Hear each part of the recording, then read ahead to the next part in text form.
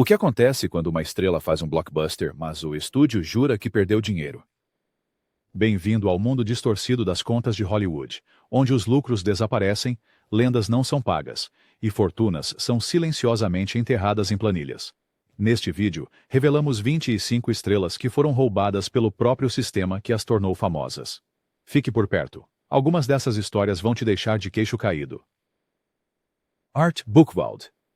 Art Buchwald nunca esperou se tornar um denunciante de Hollywood. Um humorista vencedor do prêmio Pulitzer, ele propôs uma ideia de história para a Paramount Pictures, um príncipe africano em busca de amor na América. Anos depois, o estúdio lançou Um Príncipe em Nova York, estrelado por Eddie Murphy, e Buchwald imediatamente reconheceu a história. Ele processou e venceu. Mas o que o tribunal revelou chocou a indústria. Apesar de faturar mais de 288 milhões de dólares, a Paramount alegou que o filme não gerou lucro. Por quê? Por causa da contabilidade criativa. Taxas ocultas, custos de distribuição inflacionados e despesas gerais do estúdio enterraram os ganhos reais. O caso de Buchwald se tornou a prova definitiva de que, mesmo grandes sucessos, poderiam ser declarados prejuízos no papel. Sua vitória expôs um esquema sinistro. Negar aos criadores sua parte justa e esconder milhões por trás de contratos que só os advogados entendem. Embora ele tenha eventualmente aceitado uma fração do que lhe era devido, o legado de Buchwald continua vivo. Seu caso agora é ensinado em escolas de direito como um ponto de virada na luta contra o engano dos estúdios. Ele não queria apenas seu cheque, ele queria justiça. E pela primeira vez, a matemática de Hollywood foi exposta aos holofotes. David Prowse. Ele foi o corpo de Darth Vader, a figura imponente que aterrorizou o público e se tornou um ícone. Mas David Prowse, o homem dentro do traje, acabou traído pela força que ajudou a criar. Quando o Retorno de Jedi foi concluído, Prowse foi prometido uma parte dos lucros. O filme arrecadou mais de 475 milhões de dólares globalmente, mas de alguma forma a Lucasfilm insistiu que nunca teve lucro. Prowse não recebeu nada. O ator britânico estava preso a um acordo que dependia dos lucros líquidos. Uma armadilha em Hollywood, onde os estúdios podem fazer um sucesso parecer um fracasso por meio de truques contábeis. Prowse, que nem sequer foi informado de que sua voz seria dublada por James Earl Jones, sentiu-se cada vez mais deixado de lado. Ele falou, e em troca, foi banido dos eventos de Star Wars. Os fãs ficaram furiosos. Como o homem por trás de um dos maiores vilões do cinema poderia ser descartado assim? Prowse morreu em 2020, ainda sem ver um centavo de Jedi. Sua história continua sendo uma lição dolorosa. Mesmo quando você veste a armadura de uma lenda, os estúdios ainda podem torná-lo invisível. E no caso de Prowse, eles garantiram que seu legado permanecesse nas sombras. Winston Groom. Winston Groom escreveu o romance Forrest Gump, uma história peculiar e comovente que se transformou em um dos filmes mais adorados da história do cinema. Quando a Paramount o adaptou em 1994, Groom deveria ter tido um grande lucro. O filme arrecadou mais de 680 milhões de dólares mundialmente. Mas quando ele pediu a sua parte contratual dos lucros, o estúdio alegou que o filme não tinha lucrado. Como isso é possível? Através da magia negra da contabilidade de Hollywood. A Paramount usou cobranças internas, custos indiretos inflacionados e taxas misteriosas para fazer Forrest Gump parecer um fracasso financeiro. Groom havia vendido os direitos por um preço barato, apenas 350 mil dólares e uma modesta porcentagem de lucro, que desapareceu no ar. Em protesto, ele se recusou a permitir que o estúdio adaptasse a sequência, Gump and Company. Até mesmo Tom Hanks e o diretor Robert Zemeckis foram supostamente negados partes justas, mais tarde negociando pagamentos únicos para evitar mais pesadelos contábeis. A experiência de Groom tornou-se um dos exemplos mais claros de como os estúdios exploram até mesmo seus maiores sucessos. Ele deu ao mundo um personagem inesquecível, mas Hollywood deu-lhe as costas. Não foi apenas o cheque. Foi a traição. Groom faleceu em 2020, mas sua perda permanece como uma nota de rodapé permanente no legado de Gump. Sylvester Stallone. Ele era Rocky. Ele era Rambo. Mas até mesmo Sylvester Stallone, um titã das bilheterias, teve que lutar sujo quando se tratava dos lucros do estúdio. Nos primeiros dias, Stallone concordou com pontos na parte do lucro dos filmes Rocky, mas com o passar dos anos, ele notou algo estranho. Milhões em ganhos globais foram relatados, mas suas declarações de royalties enterravam malmente mexido. A United Artists, e posteriormente a MGM, usaram contabilidade questionável para reduzir sua participação nos lucros. Quando Stallone finalmente confrontou os estúdios, descobriu que os cálculos de royalties estavam cheios de despesas absurdas. Taxas de marketing cobradas após o final das exibições e bônus executivos, deduzidos de sua própria parte. Stallone revelou mais tarde que teve que ameaçar com processos judiciais apenas para conseguir o que lhe era devido. Ele chamou todo o sistema de corrupto, alertando atores mais jovens para não caírem em armadilhas de lucro percentuais, a menos que tivessem contratos à prova de bala e equipes jurídicas implacáveis. Apesar de ser uma mega estrela, a maior luta de Stallone não foi na tela. Foi a portas fechadas em salas de reunião, cheias de advogados. Mostrou que, não importa o quão famoso você seja, se você não estiver de olho nas contas, alguém está manipulando-as. Peter Jackson.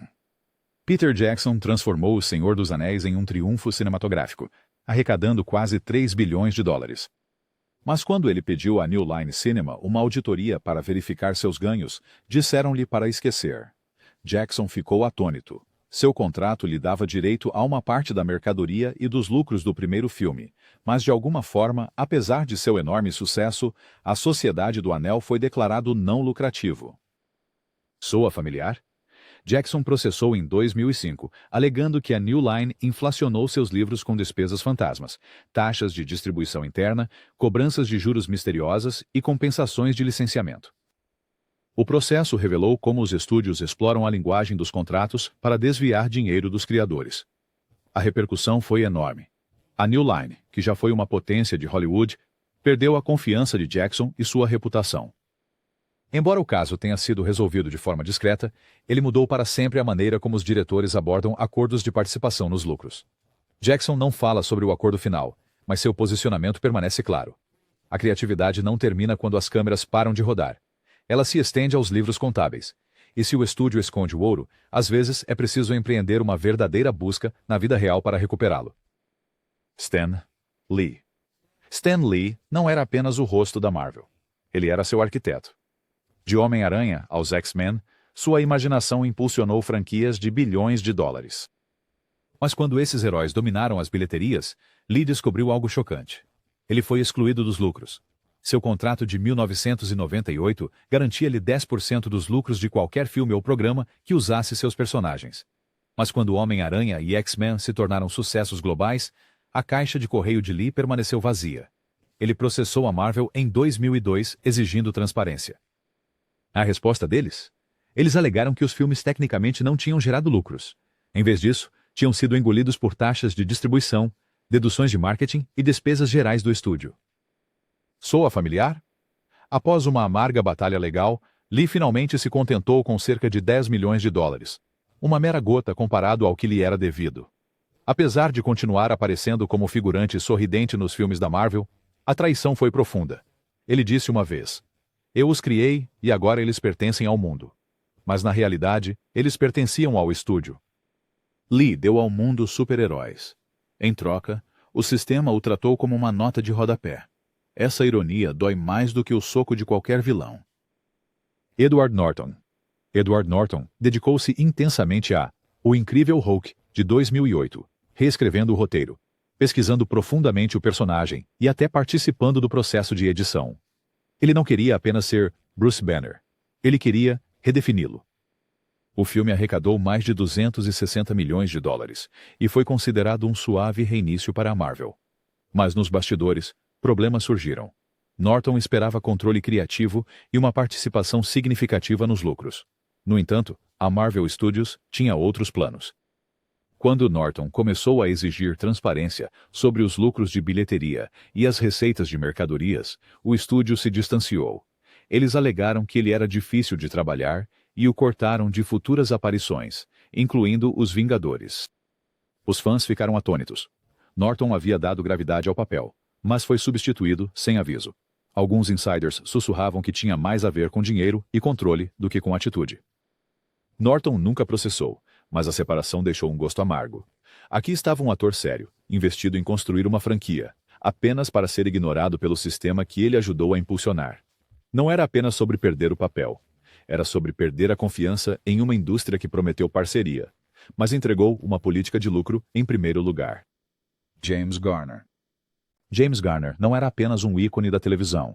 Ele foi um dos poucos astros que enfrentou a contabilidade de Hollywood e venceu. Nos anos 70, The Rockford Files foi um enorme sucesso na TV. E prometeram a Garner uma parte dos lucros contínuos do programa através da sindicância.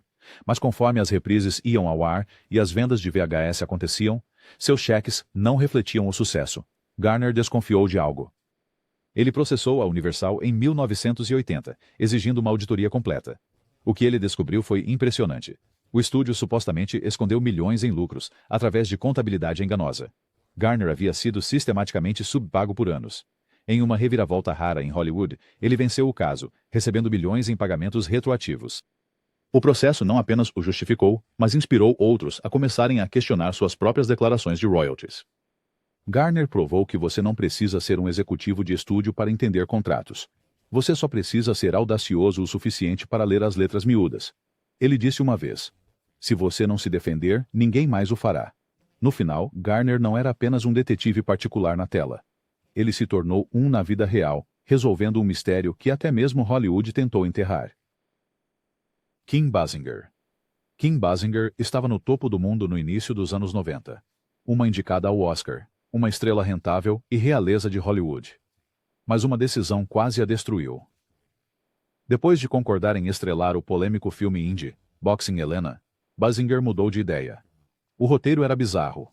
Um cirurgião que amputa os membros de uma mulher para mantê-la para sempre. Basinger desistiu, citando preocupações criativas, mas os produtores processaram por quebra de contrato. E quando o tribunal ficou do lado deles, ela foi condenada a pagar mais de 8 milhões de dólares. Basinger pediu falência, mas o que poucos sabiam era isso. Seu contrato original tinha brechas e seus próprios representantes do estúdio podem tê-la enganado sobre os termos de saída. Não era apenas uma disputa criativa, foi uma armadilha, financeira e legalmente. As consequências foram brutais. Ela perdeu papéis, respeito e quase sua carreira. Embora ela tenha se recuperado mais tarde com L.A. Confidential, as cicatrizes permaneceram. Basinger se tornou um conto de advertência, não sobre comportamento de diva, mas sobre como atores podem ser devorados por cláusulas legais e políticas de lucro que eles nem mesmo controlam. Em uma cidade onde o glamour esconde os mecanismos, Basinger aprendeu da maneira difícil que um passo em falso pode significar aniquilação financeira. Burt Reynolds.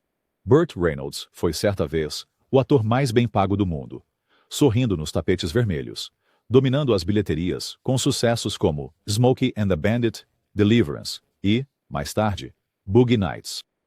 Mas por trás daquele sorriso característico havia uma história financeira, mergulhada em traição dos estúdios. Reynolds frequentemente concordava com acordos de participação nos lucros, pontos sobre os lucros, em vez de salários antecipados. Mas, vez após vez, os lucros nunca se materializaram. Os estúdios alegavam perdas, apesar dos filmes arrecadarem dezenas de milhões.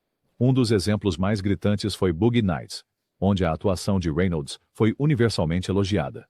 No entanto, ele recebeu apenas uma fração dos lucros, devido a termos contratuais vagos, e a contabilidade sempre escorregadia de Hollywood. Para piorar as coisas, seus gestores de negócios também falharam com ele, perdendo cláusulas e pagamentos. Na década de 1990, Reynolds havia declarado falência, vendendo pertences pessoais para cobrir dívidas crescentes. O homem que já governou Hollywood estava agora lutando para manter sua casa. Em entrevistas, ele nunca culpou uma pessoa, mas sempre apontou para o sistema. Uma estrela que dedicou sua vida à tela, apenas para ser drenado pelos próprios acordos destinados a garantir seu futuro. Debbie Reynolds. Debbie Reynolds era mais que uma estrela de cinema. Ela era a queridinha da América, a protagonista radiante em Cantando na Chuva e uma incansável artista por décadas. Mas por trás do brilho, Reynolds suportou uma exploração financeira brutal. Após uma série de filmes de sucesso, Reynolds assumiu que seus anos na MGM proporcionariam segurança residual. Eles não ofereceram.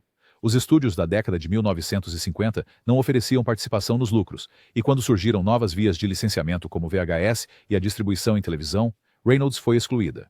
Mais tarde, ela tentou garantir royalties pelo seu trabalho, mas foi informada de que seus antigos contratos não se aplicavam. Ela abriu um hotel e museu em Las Vegas para preservar a história clássica de Hollywood, usando seus próprios fundos e memorabilia. Mas até isso desmoronou, devido a dívidas não pagas e falta de apoio. Na década de 1990, Reynolds estava forçada a leiloar sua valiosa coleção de trajes, incluindo o icônico vestido branco de Marilyn Monroe, apenas para se manter à tona. Foi uma perda devastadora. Uma mulher que incorporou a era dourada de Hollywood teve que vender a própria história para sobreviver. Reynolds nunca parou de se apresentar, mas nunca esqueceu como o sistema descartava suas estrelas. Sua vida se tornou um lembrete doloroso de que a indústria que faz lendas é muitas vezes a primeira a esquecê-las. Carrie Fisher. Carrie Fisher era realeza, não apenas galáctica, mas cinematográfica. Como Princesa Leia em Guerra nas Estrelas, ela se tornou uma das figuras mais reconhecíveis na história da cultura pop. Mas por trás da fama havia uma realidade financeira chocante. Fisher mal ganhou dinheiro com Leia. Seu contrato original de 1977 não incluía direitos de merchandising, e ela não pensou em pedir por eles. Por que ela pediria? Ninguém esperava que bonecos de ação, lancheiras e fantasias de Halloween arrecadassem bilhões. Mas eles fizeram.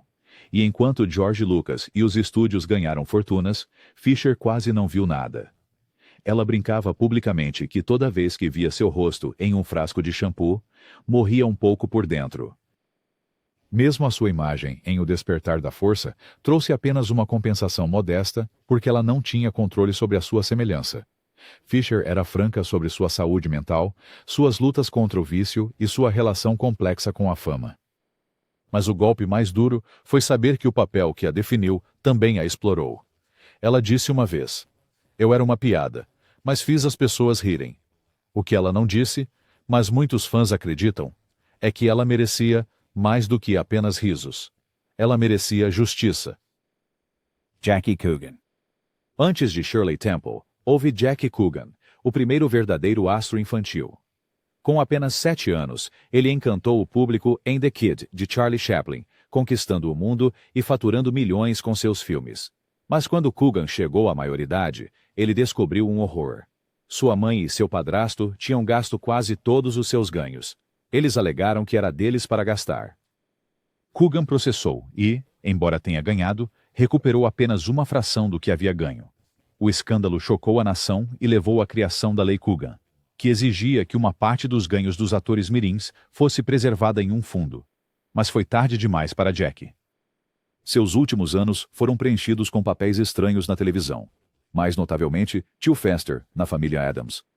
Mas o brilho de sua fama inicial foi para sempre ofuscado pela traição. A história de Coogan continua sendo um dos exemplos mais comoventes do maior fracasso de Hollywood, lucrando com uma criança e depois descartando-a. Ele foi um pioneiro, mas também uma vítima. A lei leva seu nome, mas as cicatrizes eram dele para carregar. Elvis Presley. Ele foi o rei do rock and roll, um ícone global. Mas em Hollywood, Elvis Presley estava longe de ser realeza. Ao longo dos anos 1960, Elvis estrelou uma série de musicais formulaicos, muitos deles sucessos de bilheteria. No entanto, ele viu apenas uma pequena parte dos lucros. Por quê? Por causa do coronel Tom Parker. O infame empresário de Elvis fez acordos implacáveis com estúdios que priorizavam dinheiro rápido em vez de legado de carreira. Os estúdios ganharam milhões. Elvis recebia honorários fixos sem participação nos lucros e sem controle. Pior ainda, Parker cobrava uma comissão impressionante de 50%, o dobro da norma da indústria. Elvis estava preso a contratos exploradores e passou seus anos de auge produzindo filmes que detestava apenas para manter a máquina funcionando. Quando ele finalmente se libertou, o dano já estava feito. Ele morreu aos 42 anos, exausto, desiludido e financeiramente esgotado, em comparação ao que deveria ter. O rei construiu impérios com seu nome e rosto, mas o reino pertencia a outros. No final, Elvis se tornou um produto, vendido, encaixotado e esvaziado. Marlon Brando. Marlon Brando já era uma lenda quando assinou para interpretar Jor-El em Superman. Por apenas alguns minutos de tempo na tela, ele garantiu um então recorde de 3.700.000 dólares e uma promessa de 11,75% dos lucros posteriores. O filme foi um sucesso, arrecadando mais de 300 milhões de dólares. Mas quando Brando verificou os seus extratos de royalties, encontrou algo estranho. Não havia lucros. A Warner Brothers alegou que as despesas eliminaram os ganhos. Brando processou, alegando que o estúdio havia escondido os lucros por meio de contabilidade duvidosa. Em retaliação, a Warner Brothers cortou suas cenas de Superman 2. A perda. Processo se arrastou, eventualmente resolvido fora do tribunal, mas expôs uma verdade dolorosa. Nem mesmo Brando, um dos nomes mais poderosos de Hollywood, estava imune à contabilidade criativa. O incidente o deixou amargurado com a indústria. Ele chamou os executivos de estúdios de mentirosos e se recusou a promover seus filmes. Brando pode ter tido um temperamento explosivo e hábitos de trabalho erráticos, mas ele não estava errado. Os estúdios estavam manipulando números para pagar obrigações, e Brando, com toda a sua influência, ainda tinha que lutar por cada centavo. Quando Jor-El avisou seu filho sobre os perigos da Terra, talvez ele devesse ter acrescentado, especialmente os contratos. Bob Hoskins. Bob Hoskins deu uma das performances mais fisicamente exigentes e emocionalmente complexas de sua carreira em Uma Cilada para Roger Rabbit. Atuar ao lado de personagens de desenho animado invisíveis por meses quase o quebrou. Mas o resultado foi um inovador híbrido que faturou mais de 330 milhões de dólares mundialmente. Hoskins, sob contrato, deveria receber uma boa parte dos lucros, mas anos se passaram, e os cheques não chegaram. Quando ele perguntou, a Disney alegou que o filme não tinha gerado dinheiro de verdade. A explicação: truques contábeis, padrão de estúdios, custos inflacionados de publicidade, taxas de consultoria misteriosas e cobranças internas que reduziram os lucros de papel a zero. Hoskins ficou chocado. Ele havia arriscado sua saúde pelo papel, sofrendo alucinações e esgotamento devido ao intenso trabalho com tela verde, apenas para ser roubado da recompensa. Embora ele nunca tenha processado, aqueles próximos a ele disseram que isso deixou uma marca amarga. Hoskins continuou a estrelar em mais sucessos, mas raramente falou sobre Roger Rabbit novamente. O homem que carregou um dos experimentos mais ousados do cinema foi deixado carregando o fardo do lucro invisível, assim como os coadjuvantes invisíveis com quem ele atuou uma vez. Michael Moore. Fahrenheit 9/11. De Michael Moore foi o documentário de maior bilheteira de todos os tempos, arrecadando mais de 220 milhões de dólares em todo o mundo. Mas quando Moore fez as contas do que recebeu em troca, algo não bateu. Os irmãos Weinstein, que tinham distribuído o filme, supostamente o enganaram em dezenas de milhões de dólares em lucros. Moore processou em 2011, alegando que a contabilidade de Hollywood havia mais uma vez transformado um sucesso recordista em um suposto fracasso financeiro. Os Weinstein responderam com contraprocessos e uma campanha de relações públicas que retratou Moore como ganancioso. Mas documentos judiciais revelaram as táticas habituais: dinheiro desviado através de empresas irmãs, custos de marketing muito além do razoável e outras despesas que convenientemente consumiram os lucros. O caso acabou sendo resolvido silenciosamente, mas o dano permaneceu. Moore esperava que seu filme expusesse mentiras políticas. Ironicamente, ele teve que passar anos expondo mentiras sobre o próprio filme. Em entrevistas, Moore mais tarde alertou cineastas independentes. O maior golpe não está em Washington, está nos cheques de royalties de Hollywood. Para alguém que construiu uma carreira denunciando injustiças, Moore havia se tornado vítima da mesma ganância que passou a vida confrontando. John Cusack. John Cusack tem sido por muito tempo um ator reflexivo, alguém que escolhe cuidadosamente seus papéis e evita a típica máquina de Hollywood. Mas nem ele estava imune às suas armadilhas. Em entrevistas, Cusack criticou abertamente os estúdios por manipularem sistematicamente as contabilidades para negar aos artistas a sua parte justa. Ele falou sobre filmes como Grosse Pointe Blank e Alta Fidelidade, que tiveram bom desempenho e ganharam seguidores cult, mas supostamente nunca geraram lucros reais no papel. Cusack afirmou que frequentemente recebia acordos de participação nos lucros que misteriosamente desapareciam quando os estúdios apresentavam seus balanços financeiros finais. Embora ele não tenha tomado medidas legais, suas declarações revelaram como até mesmo filmes de orçamento médio, aqueles sem o exame minucioso de grandes produções, são manipulados nos livros contábeis. Os estúdios cobram de si mesmos taxas de distribuição, escondem despesas em empresas de fachada e redirecionam receitas para entidades obscuras. Cusack chamou isso de um jogo de roubo criativo. Ele pode não ter perdido mansões ou declarado falência, mas o que perdeu foi a confiança. Confiança em um sistema que prometeu parceria e depois brincou de esconde-esconde com a verdade. Para os fãs que admiram sua integridade, as revelações discretas de Cusack falam muito sobre uma indústria construída sobre ilusões, até mesmo em sua contabilidade. Robin Williams. Quando Robin Williams emprestou sua voz para o gênio em Aladdin, ele não fez isso pelo salário. De fato, ele concordou com uma tarifa fortemente descontada, apenas $75 mil, com a condição de que a Disney não usasse sua voz ou imagem para vender mercadorias. Williams, sempre um artista de princípios, queria manter a integridade do personagem, mas após o filme se tornar um sucesso avassalador, a Disney quebrou essa promessa. A voz do gênio estava em toda parte, em brinquedos, comerciais, anúncios de fast food, gerando milhões. Furioso, Williams denunciou publicamente o estúdio, dizendo que mentiram para ele da maneira mais ofensiva possível. Ele se recusou a trabalhar com a Disney novamente. O estúdio mais tarde enviou-lhe uma pintura de Picasso como desculpa, mas o estrago já estava feito. Williams havia sido explorado não apenas financeiramente, mas artisticamente. Para um homem que deu seu coração a cada papel, a traição foi profundamente dolorosa. Ele eventualmente retornou para Aladdin e os 40 Ladrões, mas não antes de expor como os estúdios podem até monetizar a boa vontade. Sua história não é apenas sobre dinheiro, é sobre como até mesmo a magia pode ser distorcida pela ganância. David Duchovny. David Duchovny era a cara de Arquivo X, um colosso cultural que durou 9 temporadas e gerou 2 filmes. No auge do sucesso do programa, Duchovny processou a 20th Century Fox, acusando-a de alto benefício. O estúdio supostamente havia vendido os direitos para reprises e syndication para suas próprias redes afiliadas a preços artificialmente baixos, reduzindo assim o lucro que Duchovny deveria compartilhar. O processo do ator revelou um problema profundo: estúdios licenciando programas para si mesmos para manipular os livros e manter os lucros internamente. Duchovny ganhou um acordo substancial, supostamente na casa das dezenas de milhões, mas isso lhe custou a confiança no sistema. Ele continuou a trabalhar com a franquia, mas a experiência deixou um gosto amargo.